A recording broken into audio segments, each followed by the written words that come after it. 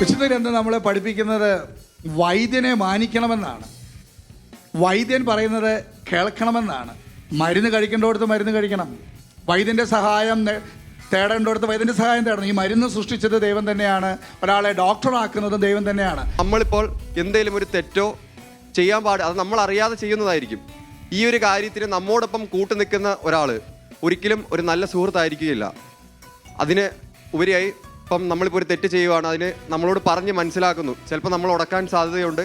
എന്നാലും നമ്മളെ ഏറ്റവും സ്നേഹത്തോടെ നമ്മളോട് ഏറ്റവും മൈന്യൂട്ടായിട്ടുള്ള ഒരു ചെറിയ കാര്യം തെറ്റായിട്ട് ഇപ്പം നമ്മുടെ സുഹൃത്തിന് തോന്നി, ആ തോന്നിയ കാര്യം നമ്മളോടത് ഏറ്റു പറയുന്ന ഒരു വ്യക്തിയാണ് ഏറ്റവും നല്ല സുഹൃത്തായിട്ട് ഞാൻ കണക്കാക്കുന്നത്. ഈ വാഗ്ദാനങ്ങളും കൽപ്പനകളൊക്കെ നൽകിയിരിക്കുന്നത് അനുസരണ ഉള്ള ആൾക്കാർക്ക് വേണ്ടിയിട്ടാണോ, അനുസരണ ഇല്ലാത്തവർക്ക് വേണ്ടിയിട്ടാണോ? എന്താ നിങ്ങളുടെ അഭിപ്രായം? അപ്പം ഈശോ പറയുന്നുണ്ട്, ഞാൻ വന്നിരിക്കുന്നത് നീതിമാന്മാരെ വിളിക്കുവാനല്ല പാപികളെ വിളിക്കുവാനാണ്. അപ്പം തീർച്ചയായിട്ടും അരുത് പറയുന്നത് പാപികൾക്ക് വേണ്ടി തന്നെയാണ്, അല്ലെങ്കിൽ തെറ്റ് ചെയ്യുന്നവർക്ക് വേണ്ടി തന്നെയാണ് അരുത് പറയുന്നത്. അനുസരണയുള്ള മക്കൾ അപ്പൻ്റെ ഇഷ്ടം തന്നെ പ്രവർത്തിക്കും. ക്രിസ്ത്യാനികളോട് മാത്രമല്ല, പൊതുവിൽ പറഞ്ഞിരിക്കുന്ന ഒരു കാര്യമുണ്ട്, ഞാൻ നിങ്ങളെ അനാഥരായി വിടുകയില്ല, ഞാൻ നിങ്ങളുടെ അടുത്തേക്ക് വരും. അതിനർത്ഥം നിങ്ങൾ ഇങ്ങനെ ചെയ്താൽ ഞാൻ അങ്ങനെ വരാമെന്നല്ല. അങ്ങനെയൊന്നും ചെയ്തില്ലെങ്കിലും സ്നേഹിക്കുന്ന ഒരു ദൈവമുണ്ട്. ഇനി ഈ പറയുന്നത് ഒരു വലിയ പ്രബോധനവും പ്രഭാഷണവുമായിട്ടൊക്കെ എടുക്കുന്നതിന് പകരം നിങ്ങളിതൊക്കെ ഒന്ന് പരീക്ഷിച്ച് നോക്കണം, ഒന്ന് ചോദിച്ചു നോക്കണം, ഈ പറയുന്നതൊക്കെ ശരിയാണോ എന്ന്. അപ്പോൾ അനുഭവിക്കാൻ പറ്റും. ജീവിത സാഹചര്യത്തിൻ്റെ നിസ്സഹായതകൾ വരുമ്പോൾ അടിപതറുന്നതിന് മുമ്പ് സത്യങ്ങളും സ്നേഹവും ഒക്കെ അനുഭവിച്ചറിയുന്നതായിരിക്കാം നല്ലത്. തെരേസ. ഓക്കെ സാർ, അടുത്തായിട്ടൊരു ചോദ്യം എന്താണെന്ന് വെച്ചാൽ, കുറേ പേര് ദൈവമില്ല എന്നൊക്കെ പറഞ്ഞൊരു പോസിറ്റീവ് ഒരു വൈബ് എന്നൊക്കെ പറഞ്ഞ് ഇങ്ങനെ നടക്കുന്ന ഒരുപാട് പേരുണ്ട്. അപ്പം അവരൊക്കെ അങ്ങനെ ഒരു എഫേർട്ട്, അവരുടേതായിട്ടുള്ള ഒരു എഫേർട്ട് അവർക്ക് സാധ്യമല്ലല്ലോ. സോ അവരെ എങ്ങനെ നമുക്കൊരു ദൈവാനുഭവത്തിലേക്ക് എത്തിക്കാം? അതൊരു ഒരു നല്ലൊരു ചോദ്യമാണ്.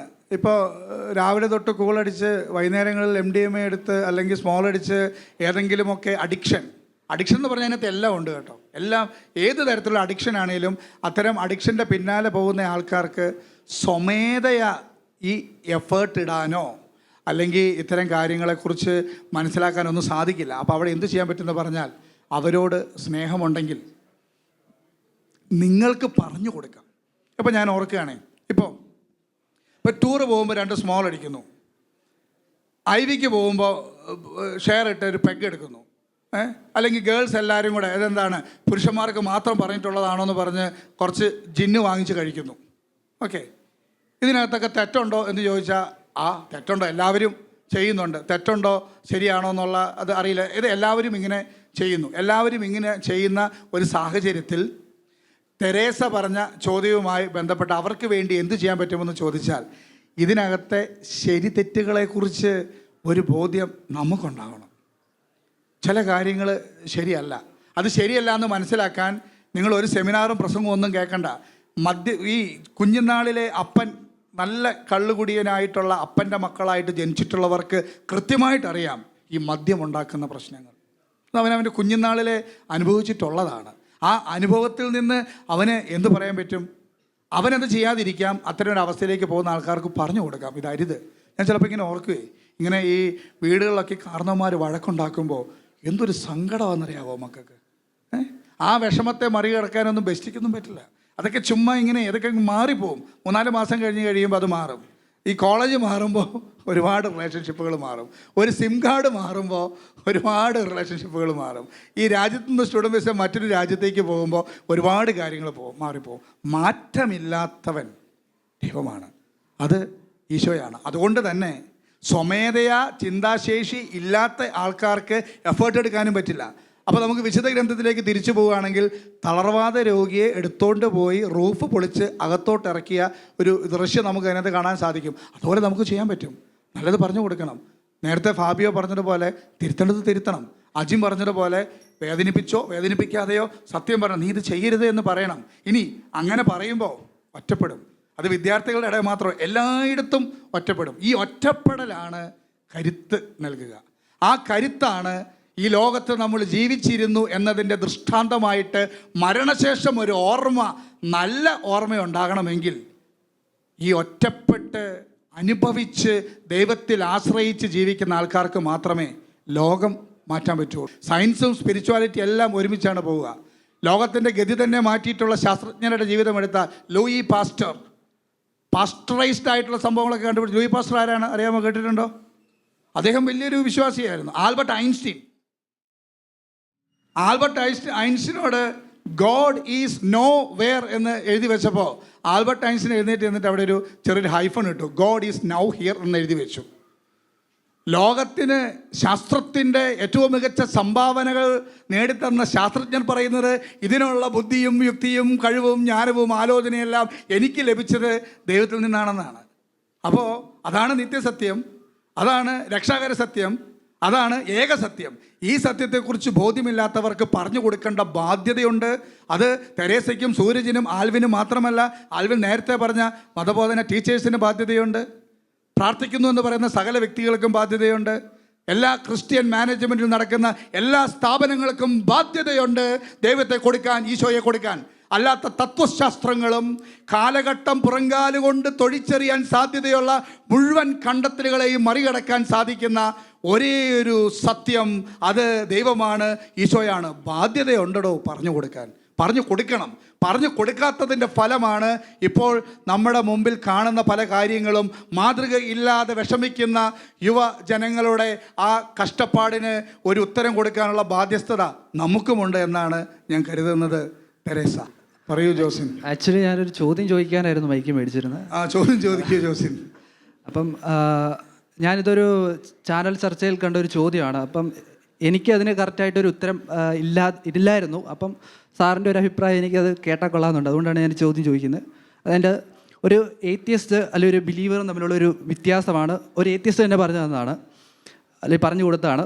അതായത് ഒരു 100 മതങ്ങളുണ്ടെങ്കിൽ ഒരു വിശ്വാസി അതിൽ 99 നിരാകരിച്ച് ഒരെണ്ണത്തിൽ വിശ്വസിക്കും. ഈ ഏത്യസ്റ്റ് ചെയ്യുന്നത് ആ 100നെയും നിരാകരിച്ച് അങ്ങനെ ഒരു സംഭവം ഇല്ല എന്ന് പറയും. അപ്പം നമ്മളൊരു സമൂഹത്തിൽ ജീവിക്കുന്ന നിലയിൽ നമുക്കെല്ലാം അറിയാം, നമ്മൾ പല മതത്തിൽ വിശ്വസിക്കുന്നവരും അങ്ങനെ പല ദൈവത്തിൽ വിശ്വസിക്കുന്നവരാണ്. അപ്പം ഞാനൊരു ക്രിസ്ത്യാനാണ് അല്ലെങ്കിൽ ഹിന്ദു ആണ്. അപ്പം എന്ന നിലയിൽ ഞാൻ മറ്റ് മതങ്ങളെ എങ്ങനെയാണ് നോക്കിക്കാണേണ്ടത്, അല്ലെങ്കിൽ അവരുടെ വിശ്വാസത്തെ ഞാൻ എങ്ങനെയാണ് നോക്കിക്കാണേണ്ടത്? That's a very relevant question. അതിന് ഒരു സിമ്പിൾ ഉത്തരമുണ്ട്. വളരെ പ്രധാനപ്പെട്ട ചോദ്യമാണെങ്കിലും അതിന് വളരെ സിമ്പിളായൊരു ഉത്തരമാണ്. അത് ഈശോയിലേക്ക് നോക്കുക. ഈശോ ഈ ലോകത്തിലേക്ക് വന്നപ്പോൾ മതത്തിൻ്റെ അതിർവരമ്പുകളുടെ അടിസ്ഥാനമിട്ടിട്ടല്ല മനുഷ്യനെ സ്നേഹിച്ചത്. കള്ളു കുടിക്കുന്നവനെയും ചുങ്കക്കാരനെയും വിജാതീയരായിട്ടുള്ള ആൾക്കാരെയും യഹൂദരല്ലാത്തവരെയും യഹൂദനെയും കണ്ണ് കാണാത്തവനെയും വേശ്യകളെയെല്ലാം ഒരുപോലെ സ്നേഹിച്ച ഈശോയുടെ മാതൃകയാണ് നമുക്ക് വേണ്ടത്. മതം എന്ന് പറയുന്ന ആ ഒരു ടിപ്പിക്കൽ ഐഡിയോളജി അവിടെ നിർത്തിയിട്ട് ഈശോയുടെ സ്നേഹം നമ്മൾ കൊടുക്കാൻ തയ്യാറാണെന്നുണ്ടെങ്കിൽ എല്ലാ മനുഷ്യരെയും ഒരുപോലെ സ്നേഹിക്കാൻ പറ്റണം. ആകെ അതിനകത്തൊരു ക്ലാരിഫിക്കേഷൻ ഇത്രേ ഉള്ളൂ: പാപത്തെ വെറുക്കുക, പാപിയെ സ്നേഹിക്കുക. പാപത്തെ വെറുക്കുക, പാപിയെ സ്നേഹിക്കുക. ഏതൊക്കെ വ്യക്തികൾ അവരെ ബാധിക്കുന്ന ഏതൊക്കെ തത്വശാസ്ത്രങ്ങളുടെ പിന്നാലെ പോയാലും അവരെയെല്ലാം സ്നേഹിച്ച് സ്നേഹത്തിലേക്ക് കൊണ്ടുവരാൻ വേണ്ടി സ്നേഹത്തിൻ്റെ മാതൃക കാണിച്ച്, സ്നേഹത്തിൻ്റെ ഏറ്റവും വലിയ ഭാവം എന്താണെന്നറിയാമോ? ഇപ്പോൾ ഞാൻ ഓർക്കുകയാണ്, ഈ ക്യാമ്പസിൽ തന്നെയുള്ള പഠിച്ചൊരു വിദ്യാർത്ഥിയെക്കുറിച്ചൊക്കെ ഓർക്കുകയാണ്. ഞാൻ ഈ ക്യാമ്പസിൽ പഠിപ്പിക്കുമ്പോൾ സത്യത്തിൽ പല കാര്യങ്ങളും പഠിക്കാറാണുള്ളത്. കഴിഞ്ഞ വർഷം ഈ ക്യാമ്പസിൽ പഠിച്ച ഒരു സ്റ്റുഡൻ്റ് ഉണ്ട്, പറയാതിരിക്കാൻ വയ്യ. അവൻ്റെ പപ്പായ്ക്ക് ലിവറിനൊരു പ്രശ്നം വന്നപ്പോൾ, ലിവർ ട്രാൻസ്പ്ലാന്റേഷൻ നടത്തേണ്ടി വന്നപ്പോൾ സ്വന്തം ലിവർ മുറിച്ചെടുത്ത് അപ്പന് കൊടുത്ത് ഒരുത്തൻ പഠിച്ച ക്യാമ്പസും കൂടെയാണിത്. അവിടെയൊക്കെ ഞാൻ ദൈവത്തെ കണ്ടു, ഈശോയെ കണ്ടു, സ്നേഹത്തെ കണ്ടു. ഇന്നലെയും കൂടി വൈകുന്നേരം അവൻ്റെ റെസ്റ്റോറൻറ്റിൽ ഇരുന്നിട്ട് ഒരു വെജിറ്റബിൾ സൂപ്പ് കഴിച്ചിങ്ങനെ ഞാനിങ്ങനെ അഭിമാനത്തോടു കൂടി അവനെ നോക്കി. അവൻ ബിസിനസ് നടത്തുന്നു. ഒന്ന് ചിന്തിച്ച് നോക്കുക. ഈ കാലഘട്ടത്തിൽ ജീവിച്ചിരിക്കുന്ന ഒരു ചെറുപ്പക്കാരൻ, ഒരു ന്യൂജൻ വൈബുള്ള ഒരുത്തൻ, അവൻ്റെ അപ്പന് വേണ്ടി അവൻ്റെ ആന്തരിക അവയവങ്ങളിൽ ഏറ്റവും സോഫ്റ്റും ഏറ്റവും നിർമ്മലമായ കരളിൻ്റെ ഒരു ഭാഗമെടുത്ത് അപ്പന് കൊടുത്തു, അപ്പൻ ജീവിക്കാൻ വേണ്ടിയിട്ട്. അതാണ് മനുഷ്യൻ്റെ സ്നേഹമെങ്കിൽ കുറച്ചുകൂടി മുന്നോട്ട് പോയാലുള്ള ഒരു സ്നേഹത്തിൻ്റെ ഒരു ഡിഗ്രി എന്ന് പറഞ്ഞാൽ സ്വന്തം ജീവൻ കൊടുക്കുക എന്നുള്ളതാണ്. അതാണ് സ്നേഹത്തിൻ്റെ ലാസ്റ്റ് വേർഡ്. കൊല്ലാൻ എളുപ്പമാണ്, കൊല്ലിക്കാൻ എളുപ്പമാണ്, മരിക്കാൻ വേണ്ടത് തൻ്റെ ഇടം ചങ്കൂറ്റം. ഇങ്ങോട്ട് സ്നേഹിക്കാത്ത, ഇങ്ങോട്ട് ആക്രമിക്കാൻ വന്നവർക്ക് വേണ്ടി മരിച്ച് സ്വന്തം ജീവൻ കൊടുത്ത് മരിച്ച് മരണത്തിൻ്റെ പുഴ നീന്തിക്കടന്നുയർത്തെഴുന്നേറ്റ ദൈവം നമ്മെ പഠിപ്പിച്ചത് ഈ ജോസിൻ പറഞ്ഞ കാര്യം ചെയ്യാനാണ്. നിർലോഭം സ്നേഹിക്കുക. ജാതി മത വ്യത്യാസങ്ങളില്ലാതെ എല്ലാ മനുഷ്യരെയും സ്നേഹിക്കുക. പാപം ചെയ്യുന്നവൻ്റെ പാപത്തെ വെറുത്ത് അവനെ സ്നേഹിച്ച് അവനെ സ്നേഹിക്കണം, ക്ഷമിക്കണം. അടികൊണ്ടാലും ക്ഷമിക്കണമെന്ന് പഠിപ്പിച്ചിട്ടുള്ള, അടികൊണ്ടാലും കൊല്ലാൻ വരുന്നവനോട് പോലും കരുണ കാണിക്കണം എന്ന് പഠിപ്പിച്ചിട്ടുള്ള ഒരു ചരിത്ര പുരുഷനും കൂടെയാണ് ദൈവമായ യേശു ക്രിസ്തു. അതിൻ്റെ ഒരു ബെസ്റ്റ് ഉദാഹരണമാണ് കുരിശിൽ കിടക്കുന്ന സമയത്ത് ചങ്കിൽ കുത്തിയവന് ലാസ്റ്റ് മൊമെൻറ്റിൽ ചങ്കിൽ കുത്തിയ കണ്ണിന് വൈകല്യമുള്ളവന് കാഴ്ചയും കൂടെ കൊടുത്തിട്ടാണ് കർത്താവ് ബലിയായിട്ട് മാറിയത്. അപ്പോൾ ജോസിലേക്ക് തിരിച്ചു വന്നാൽ ഒരു അതിർവരമ്പിൻ്റെയും ആവശ്യമില്ല, ഒരു അതിർവരമ്പിൻ്റെയും ആവശ്യമില്ല. എല്ലാവരെയും സ്നേഹിക്കണമെന്നാണ് സ്നേഹം തന്നെയായ ഈശോ നമ്മെ പഠിപ്പിച്ചിരിക്കുന്നത്. ഞാനങ്ങനെ ഈ കോളേജിലെ ഒത്തിരി നല്ല പിള്ളേരെ ഞാൻ കണ്ടിട്ടുണ്ട് കേട്ടോ. ആ നല്ല കുട്ടികളിൽ നിന്നൊക്കെ സ്നേഹം തന്നെയാണ് അനുഭവിച്ചിട്ടുള്ളത്. ഇവിടുന്ന് പഠിച്ചിറങ്ങിപ്പോയൊരു പയ്യൻ, ഞാനൊരു ദിവസം എൻ്റെ വണ്ടി ഡ്രൈവ് ചെയ്തുകൊണ്ട് പോയി പാലത്തിൻ്റെ അവിടെ ചെല്ലുകയാണ്. അപ്പോൾ ഈ വണ്ടി സർവീസിന് കൊടുത്തിട്ട് എടുത്തതേ ഉള്ളൂ. ഗിയർ മാറ്റിയപ്പോൾ ഗിയറിൻ്റെ ലിവർ ഊരി എൻ്റെ കയ്യിലിരുന്നു. ഈ ലിവറില്ലാതെ വണ്ടി ഓടിക്കാൻ പറ്റത്തില്ലല്ലോ, വണ്ടി നിന്ന് പോയി. അപ്പോൾ നിങ്ങൾക്ക് അറിയായിരിക്കും എൻ്റെ വണ്ടി നിറച്ച് പിള്ളേരാണ്, ഭാര്യ മക്കളൊക്കെ ആയിട്ട് ഞാൻ നിൽക്കുന്നത്. എന്ത് ചെയ്യുന്നു ഓർത്തപ്പം ഈ മറ്റേ ഓൺലൈൻ ഫുഡ് കൊടുക്കുന്ന സംവിധാനത്തിൻ്റെ പേര് എന്താ? സൊമാറ്റോ എന്നതിൻ്റെ പേര്? സൊമാറ്റോ, സ്വിഗ്ഗി. ഏതാ? സ്വിഗ്ഗി, സൊമാറ്റോ. അതുകൊണ്ടൊരു വണ്ടി പോകുന്നത് കണ്ടു, കാത്തിച്ചു വിട്ട് പോകുന്നുണ്ട്. ഞാൻ നോക്കിയപ്പോൾ ആ വണ്ടി പോയ പോലെ തന്നെ തിരിച്ചു വന്നു. ഇവിടെ പഠിച്ചൊരു പയ്യനാ. അവൻ ഓടി വന്ന് അവൻ്റെ വർക്കൊക്കെ അവിടെ നിർത്തി വർക്ക്ഷോപ്പിൽ നിന്ന് ആളെ കൊണ്ടുവന്ന് വണ്ടിയൊക്കെ ശരിയാക്കി തന്നു. നേരത്തെ നമ്മുടെ നിഖിൽ പറഞ്ഞ പോലെ അങ്ങനെ അപ്രതീക്ഷിത സാഹചര്യങ്ങളിൽ സഹായിക്കാൻ ദൈവം പല മലാക്കന്മാരെ വിടും. ഇതെല്ലാം ഈ ക്യാമ്പസിൻ്റെ നന്മകളായിട്ട് നിങ്ങളിൽ നിന്ന് തന്നെ പഠിച്ച തത്വങ്ങളാണ് കേട്ടോ. വലിയ വിശ്വാസ തത്വങ്ങളെക്കാളൊക്കെ ഉപരി എന്താ, ഇപ്പോൾ ഒരു ക്ലാസ്സിൽ പഠിപ്പിക്കുമ്പോഴാണ് ഞാൻ മനസ്സിലാക്കിയിട്ടുള്ളൊരു കാര്യമുണ്ട്. ഒരുപാട് സ്നേഹത്തോടെ സഹിഷ്ണുതയോടൊക്കെ പെരുമാറുന്ന കുട്ടികളുണ്ട്. അവരിലെല്ലാം തന്നെ അവർക്കറിയാമെങ്കിലും ഇല്ലെങ്കിലും ഈ വലിയ സ്നേഹമുണ്ടെന്നാണ് ഞാൻ കരുതുക. സിസ്റ്റർ, ഈ സൂരജ് പറഞ്ഞ കാര്യം വളരെ റെലവൻ്റ് ആണ്. ഇങ്ങനെ ഈ തട്ടിപ്പുകളൊക്കെ നടത്തുന്ന ആൾക്കാരുണ്ടോ സിസ്റ്ററെ? ഈ പ്രാർത്ഥനയുടെ കാര്യമൊക്കെ പറഞ്ഞ് എന്താ സിസ്റ്ററിൻ്റെ ഒരു അഭിപ്രായം? എൻ്റെ പേഴ്സണലായിട്ടുള്ള അഭിപ്രായത്തിൽ എനിക്കും ധ്യാന കേന്ദ്രങ്ങളിൽ മാത്രമുള്ള ഒരു ഫെയ്ത്തിനോട്, അല്ലെങ്കിൽ അവിടെ മാത്രമുള്ള ഒരു ഇതിനോട് താല്പര്യമില്ല. പിന്നെ അതുപോലെ തന്നെ കാര്യസാധ്യത്തിന് വേണ്ടി മാത്രം, കാര്യം സാധിക്കാൻ വേണ്ടി മാത്രം ദൈവത്തെ തേടി പോകുന്നുണ്ടോ, അതിനോടൊന്നും എനിക്ക് താല്പര്യമില്ല. കാരണം നമ്മുടെ എന്താ പറയണ്ടേ, കാര്യങ്ങൾ സാധിച്ചു തരാനുള്ള ഒരു വ്യക്തിയിലേക്ക് മാത്രം ദൈവത്തെ ഒതുക്കുന്നതിൽ എനിക്ക് താല്പര്യമുള്ള ആളാണ്. കാരണം അതിനപ്പുറമാണ്. ഇപ്പം ദൈവം ഒരാളുടെ ലൈഫിലേക്ക് ചിലപ്പോൾ സന്തോഷം കൊടുക്കും, സങ്കടവും കൊടുക്കും.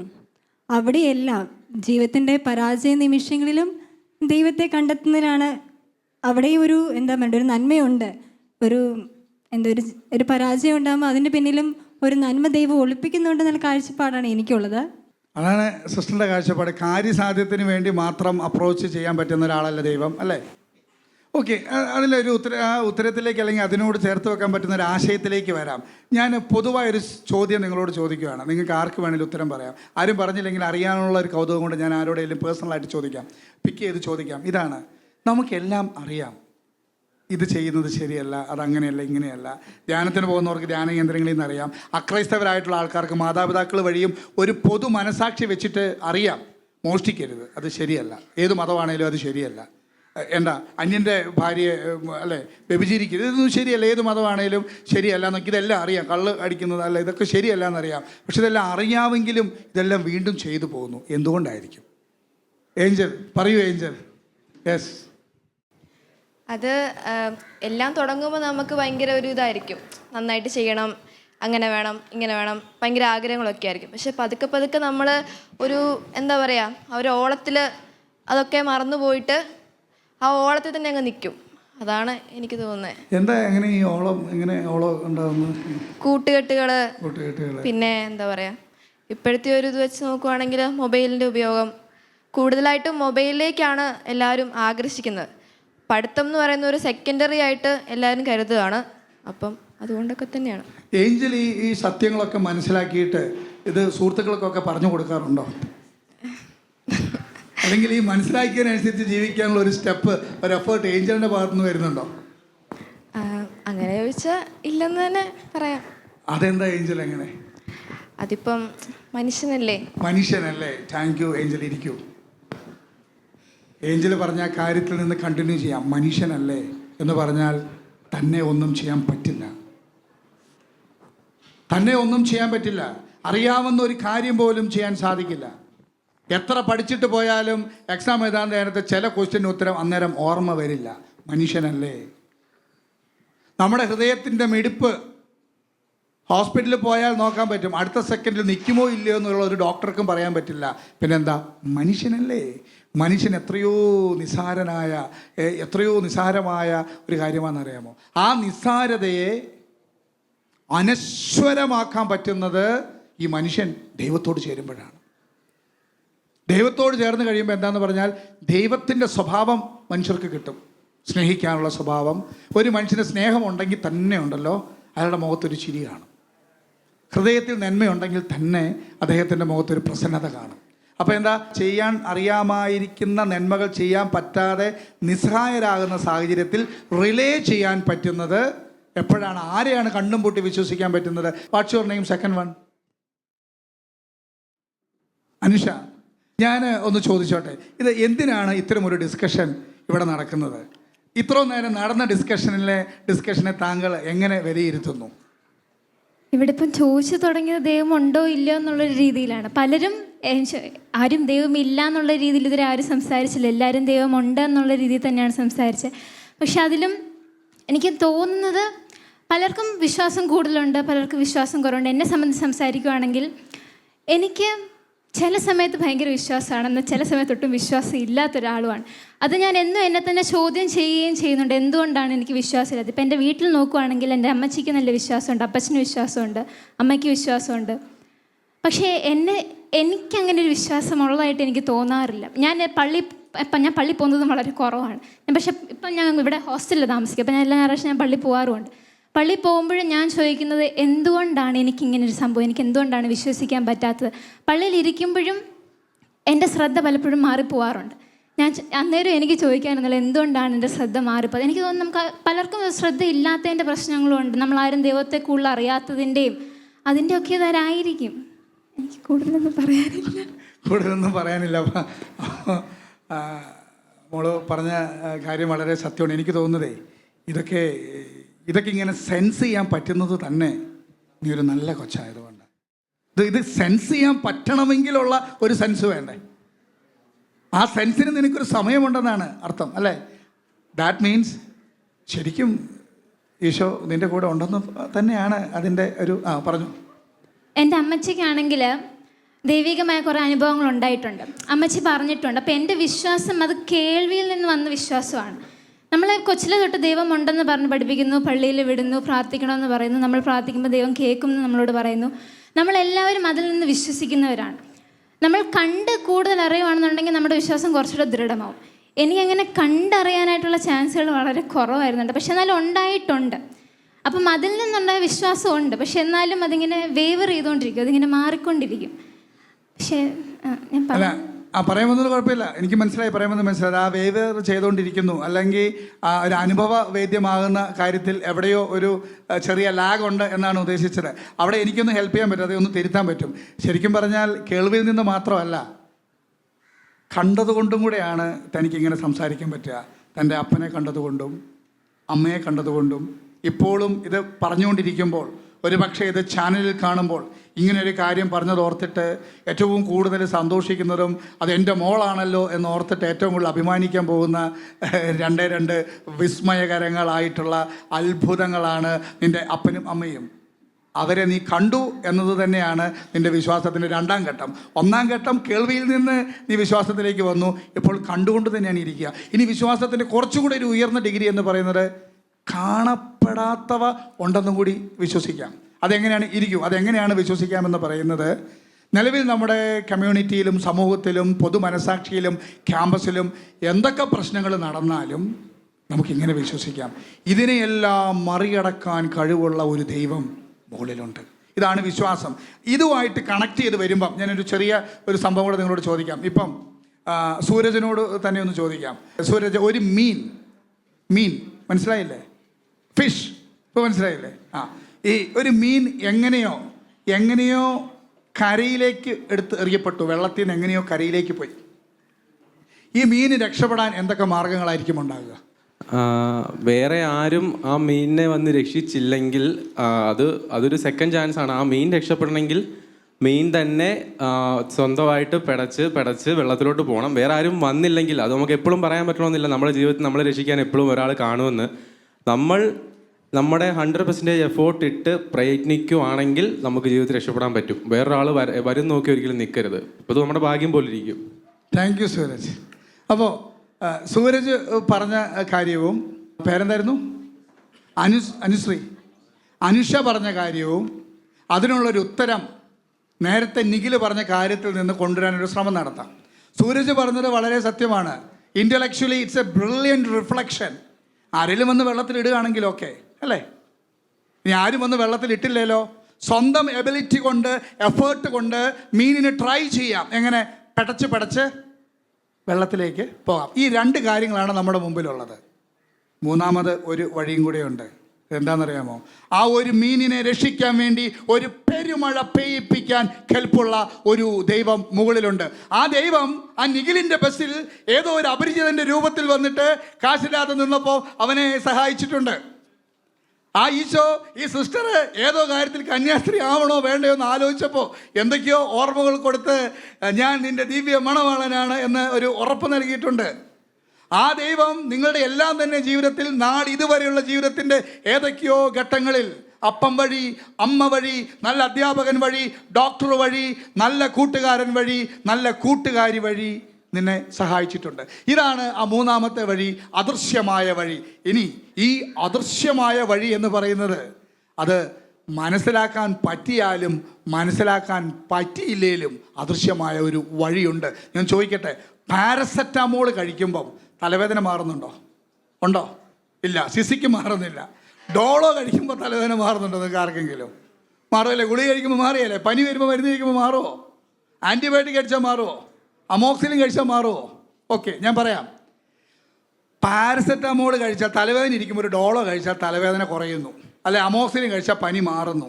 എല്ലാവരും ഇത് കഴിക്കുന്നത് ഇതിൻ്റെ രാസപരിവർത്തനത്തെക്കുറിച്ച് ചാറ്റ് ജിപിടിയോട് ചോദിച്ചിട്ടാണോ? അല്ല, തലവേദനയാണ്, അപ്പോൾ ഉടനെ ഒരു ഗുളിക എടുത്ത് കഴിക്കുന്നു, അത്രേ ഉള്ളൂ.